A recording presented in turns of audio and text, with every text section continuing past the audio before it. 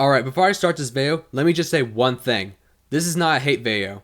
No matter what negative thing I'm about to say in this video, I'm going to get the game regardless. The reason why I'm telling you guys this is because I know some of you Sonic fans out there get up in arms when someone talks negatively about a certain Sonic game. I have been very positive of Sonic Forces since it was first announced to the public, so please understand why I have a personal issue with the E3 trailer. With that said, I hope you enjoy the video.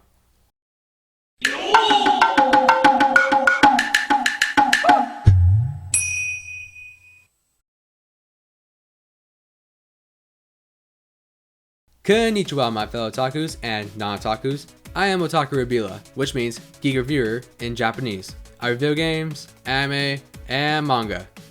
If you clicked on this video and think this is going to be a hate video, you are wrong, my fellow Sonic fans.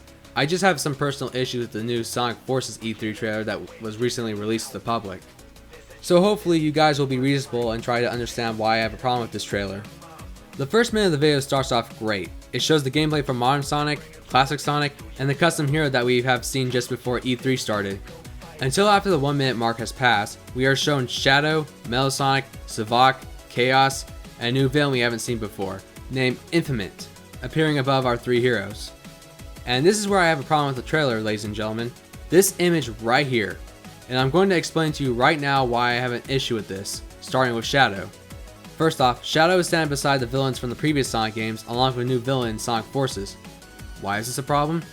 Well, I'll tell you why. This is out of Shadow's character. Shadow would not join forces with the villains just so he can fight Sonic. He would be fighting alongside of Sonic and his friends to stop Eggman from taking over the world. I don't care what anyone says or what Sega says, Shadow is not an anti-hero. I have played almost every single Sonic game that has exists, and I can tell you with confidence that Shadow was never an anti-hero nor a villain. No matter how much Sega wants to convince you that Shadow is an edgelord, Shadow will always be a hero in my book. He saved the world with Sonic from being destroyed by the Space Colony Arc in Sonic Adventure 2. He fought alongside with Sonic and his friends to defeat Metal Sonic and Sonic Heroes. He saved the world from Black Doom, the Black Arms, and Shadow the Hedgehog. He saved Sonic from being killed by Silver, and not only saved the world, but time and space by destroying Solaris with the help of Sonic and Silver in Sonic 06. And finally, he saved the world from Eggman Nega in Sonic Rivals 1 and 2. So, it makes no sense that Shadow will be standing right there with the villains. Also, by joining the villains, he has broken Maria's promise. Maria said in her final breath, Shadow, I beg of you, please, do it for me. Maria!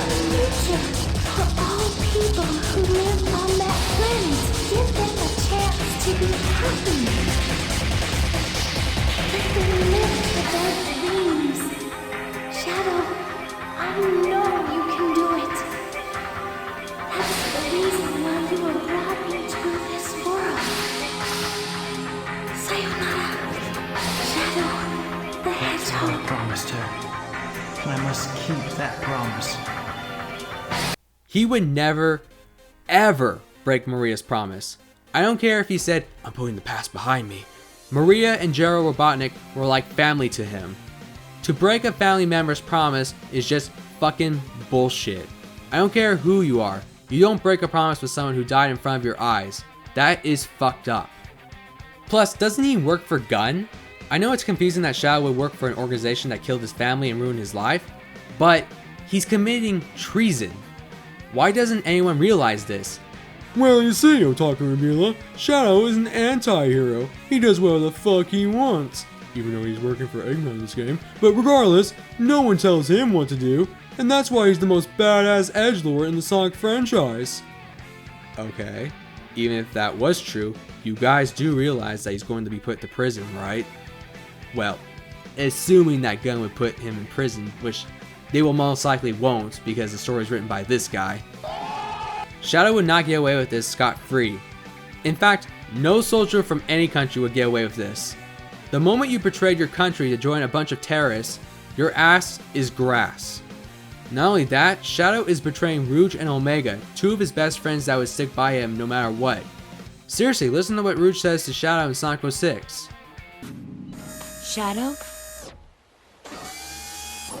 Even if you believe everyone in the world will be against you, know that I'll always remain by your side. Remember that.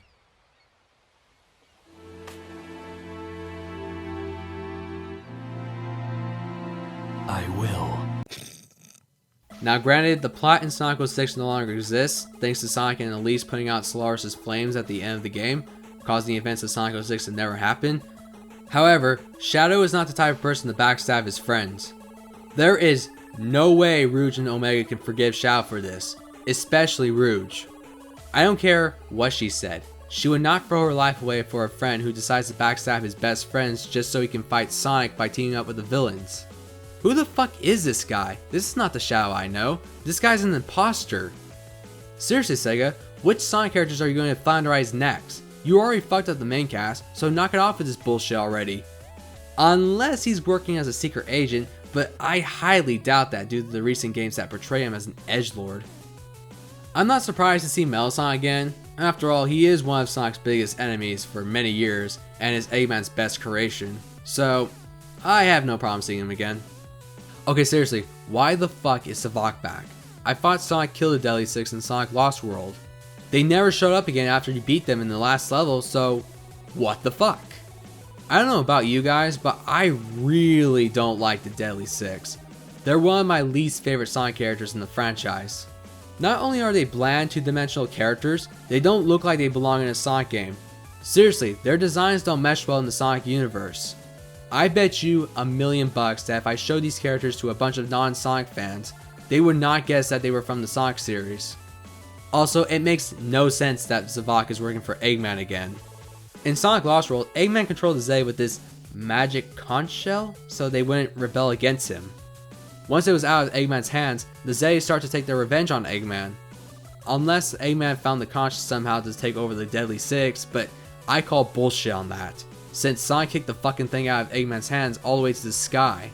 That shell is gone.